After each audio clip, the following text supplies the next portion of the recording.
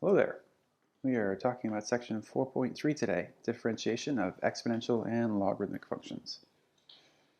In this first video, we're going to tackle the differentiating exponential functions and applications involving exponential derivatives. So sort of the first half of each of these learning objectives.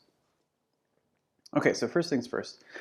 We start off with a derivative much like the power rule computation, which is interesting because power rule was all the way back in early part of chapter 2.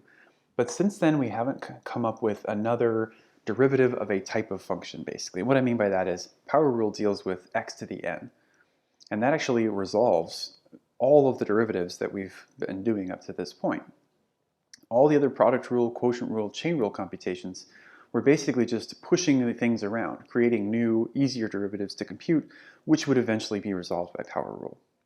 So we've run into a situation finally where the power rule is no longer useful to us, at least for this type of function. E to the x is not of the form x to the n. It doesn't look like a variable to a constant.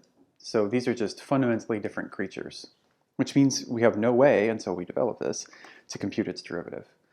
So here it is. If we have any real number input, the derivative of e to the x is, that's right, itself.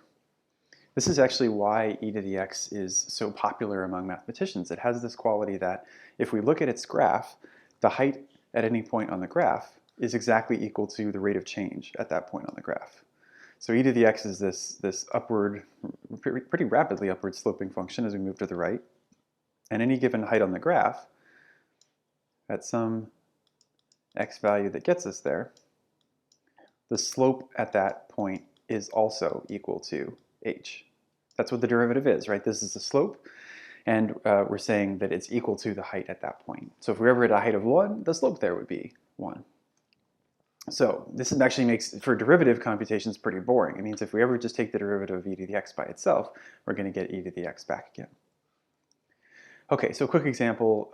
We'll try to do something a little more involved because, we just saw, derivative of e to the x itself isn't really all that complicated. So we'll pair it with something else. And what you might recall is that since I have something with x's in it here times something else with x's in it there, product rule is going to be necessary. So we break out our product rule. We're going to leave one of these things alone. You leave the first one, in this case, e to the x. Take the derivative of this square root thing, and then add on to that the other combination, derivative of e to the x plus the square root of 1 minus x. And then as we keep going, we'll keep track of our pieces here. So all of that looks like 1 minus x to the 1/2 power. So the exponent comes down, we decrease the power by 1, so now we're down to negative 1/2. And then you might recall there's going to be a little bit of chain rule that pops out of this. So derivative of that inside piece is just negative 1. Derivative of 1 minus x is negative 1. And then we've also got the other half of this, derivative of e to the x, but that's just e to the x back again. So basically this thing passes through the derivative completely unscathed. And then we weren't supposed to do anything with square root of 1 minus x, so that's all set. So we've done all the derivative stuff. We could tidy up just a little bit with some algebra simplifications. We'd have 1/2 times a negative 1, so let's pull all of that in front and have negative 1/2 in front of e to the x and 1 minus x to the negative 1/2. Our other term was already about as simple as it was going to get, unless you wanted to write this also with a fraction exponent, right? This says 1 minus x to the 1/2 power. Okay, so where things get more interesting is if we have e to the something, that is that we've got e to the u where u is some function of another variable like x. So the derivative in that case looks like just how chain rule operates. We take the derivative of the thing to begin with, so derivative of e to the something is still e to the something in the short run, but then chain rule makes us tack on the derivative of this exponent piece. So the derivative of whatever's up here that has to do with x. So I'm supposed to think of this the same way that I think of power rule, where there's something complicated in parentheses getting raised to a power. Okay, so here's our task. Rather than a quick example, we'll jump in with one that is a little more involved. And remind ourselves about this whole tangent line deal that gets sprinkled throughout the course. So our job is to find the equation of the tangent line to this quite interesting function when x is equal to 0. Okay, So if you recall, there are two primary things that we need to do when we find the equation of a tangent line. We need to figure out the slope, and that has to do with the derivative. And then we need to use just the point of tangency, so the place where the graph touches the actual function.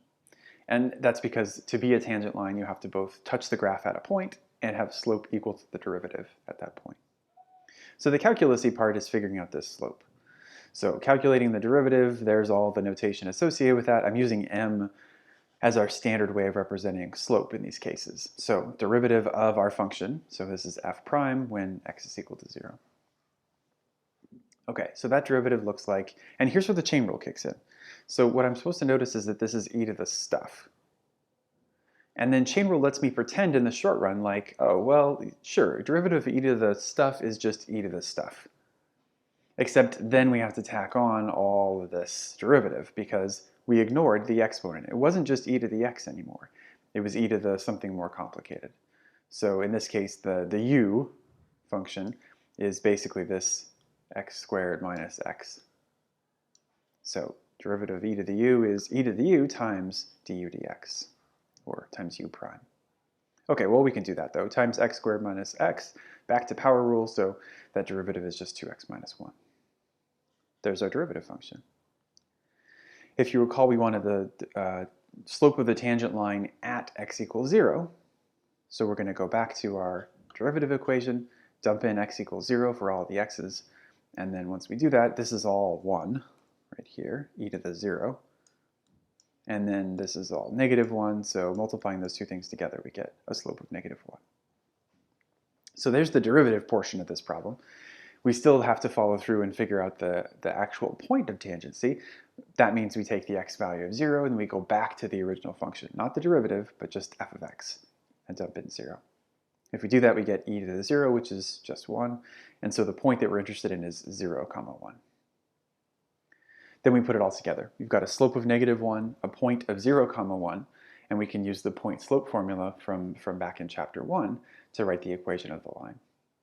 So x naught, y naught is 0, 1, our slope is negative 1, and with a little bit of simplification, just pushing basically adding 1 to both sides, that gets us to y equals negative x plus 1.